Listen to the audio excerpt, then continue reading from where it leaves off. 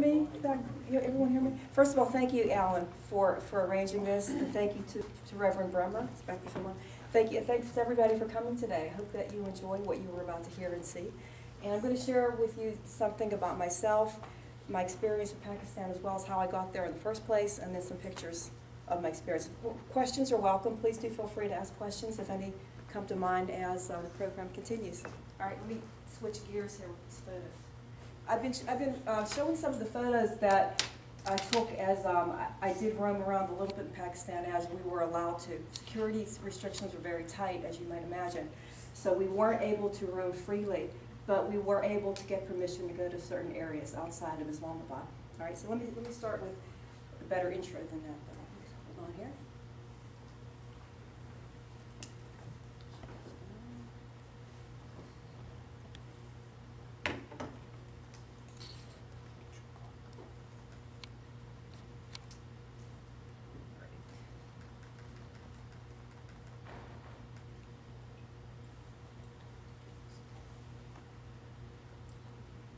First thing I want to do is talk about my employer,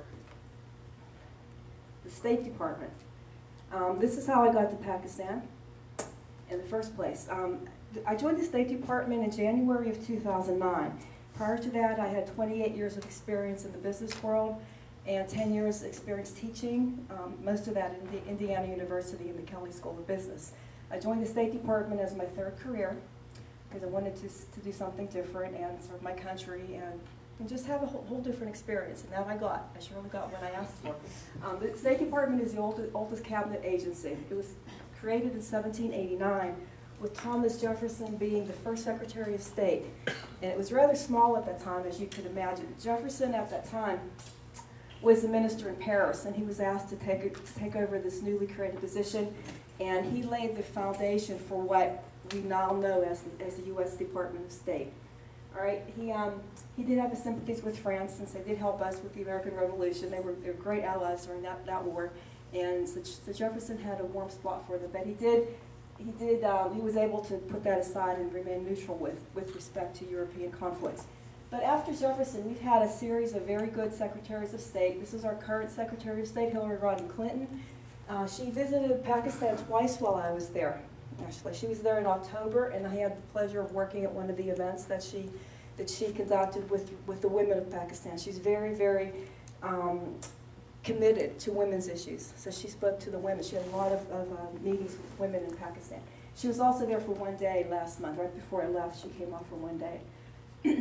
Okay, she's our Secretary of State. As you know, the Secretary of State advises the President on issues of foreign policy and implements the policies of the sitting President in the countries with which we have relations. Okay, we do not have a presence in every country. We have presences in countries that we recognize their governments. All right, so and let me give you a little bit more information about that. There are 61,000 employees in the State Department roughly right now. Of those, there are 11,700 foreign service. This is what I am, foreign service officer. I am a generalist. You can see there are generalists and specialists. I'm giving you this information if you have children or grandchildren who might be interested in a career. This is certainly a worthwhile career to look into. The generalists are, again, we are foreign service officers, and we are considered diplomats in the country in which we are working. While we're here on American soil, I'm not a diplomat, I'm a foreign service officer. Okay, you can only be a diplomat outside the country.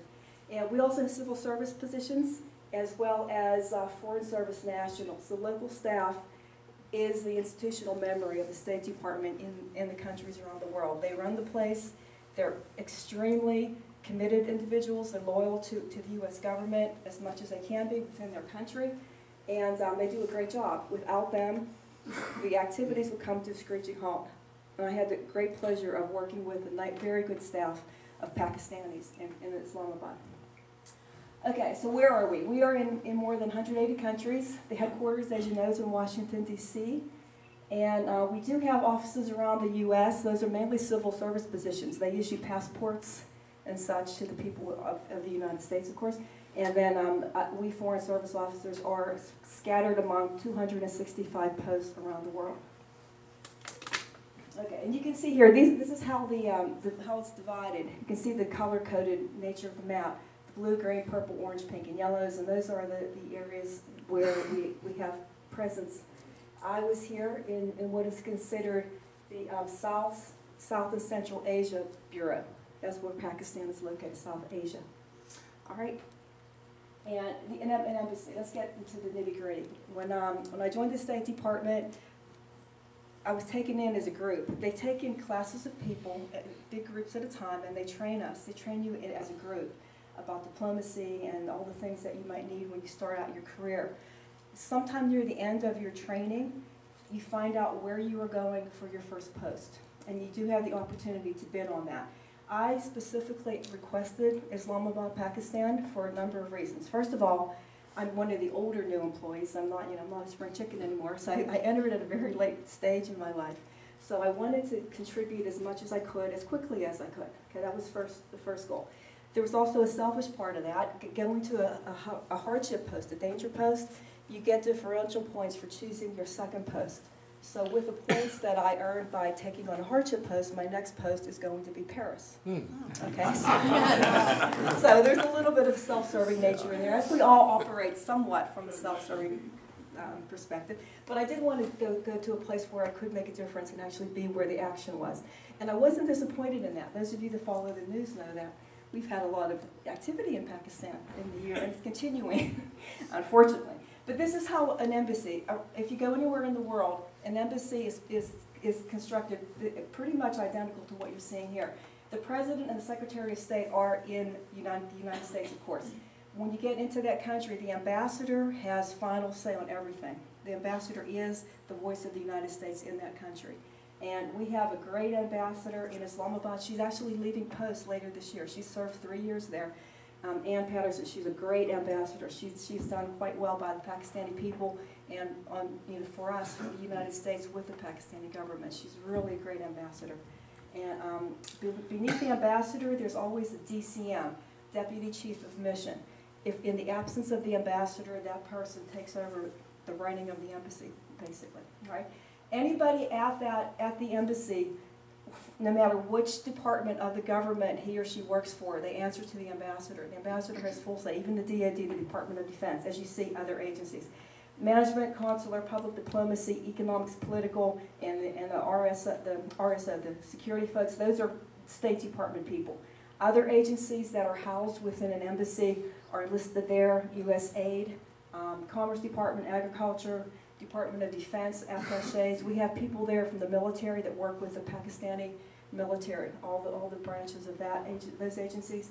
We have people from the FBI, Peace Corps, etc. There are a lot of people within the confines of an embassy overseas, or a mission, if you will. All right. Department of State. This is Pakistan. All right. Again, I was sent to Pakistan by my request. I was very pleased to get that post. And I arrived in Islamabad, Pakistan on July 23rd of 2009. And, they try to prepare you as best they can for posts, but as you can imagine, when you move to another country, there's always some culture shock, and there are some things that you have to adapt to, things that you can't always anticipate. So I'll talk to you a little bit about some of those things.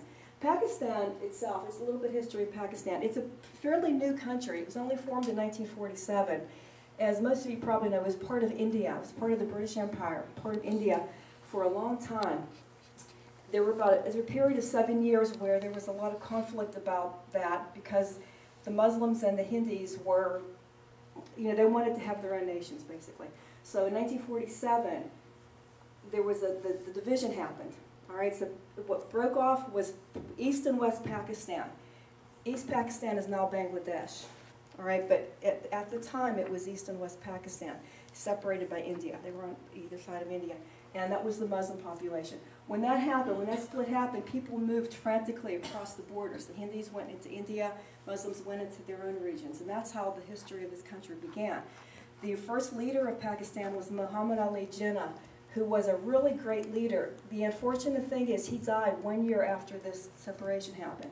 When he died, the country pretty much stagnated. There wasn't another strong leader to take his place, unfortunately.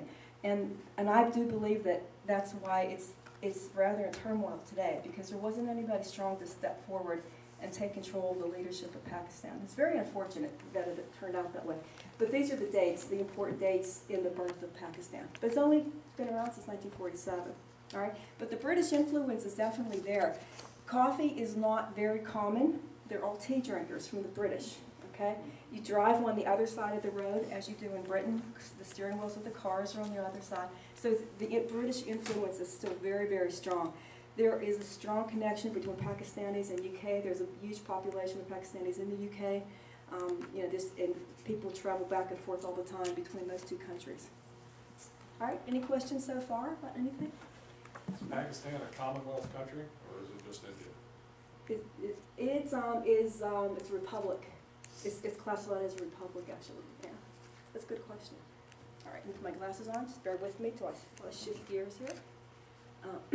I do have a couple maps to share with you. Let's see. This is the British. You can see here how this happened. Here, this was all of India, and you can see Pakistan and Bangladesh. When they split off, those were the two. That was East and West Pakistan. All right.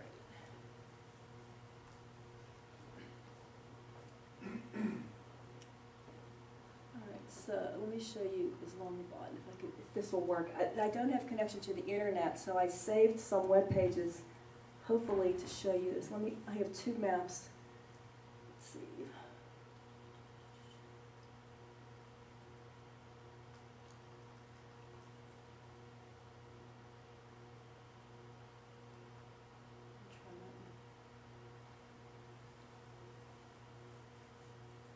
No, this isn't good on me. That's not, without the internet, a little bit of this in there. Let me try another one here.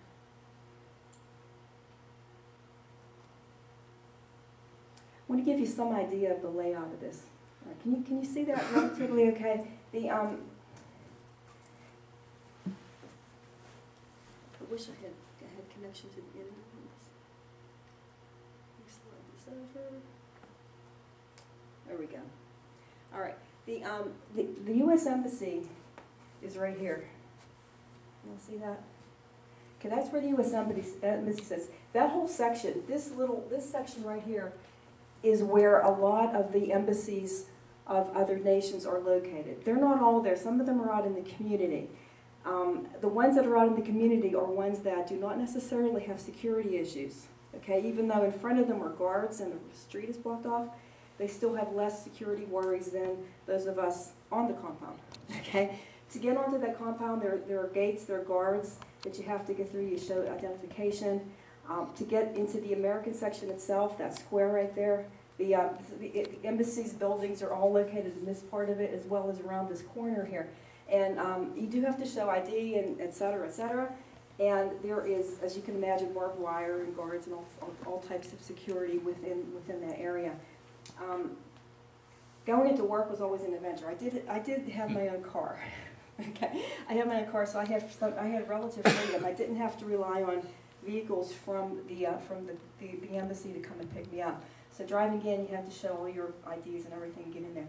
But most of us did live within the community. Very few people live actually on the compound of the embassy. There are some folks there who are temporary stays. There's some temporary workers that come into Islamabad and they stay there.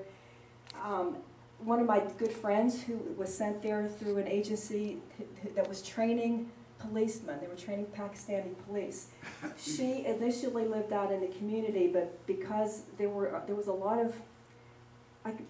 lot of lies being printed about them, basically, in the Pakistani newspapers. So they were being accused of being Blackwater spies. You all know what Blackwater is, like, but which wasn't true. But they moved some of them onto the compound for their own safety because it got a little bit dangerous. But I lived somewhere off this map. That's why I have the other map. I could not find a map that I could save as a web page that covered everything. But I lived right beyond, right here, F84, I lived right here, F81. Islamabad is the capital of Pakistan right now, however, it was not always the capital.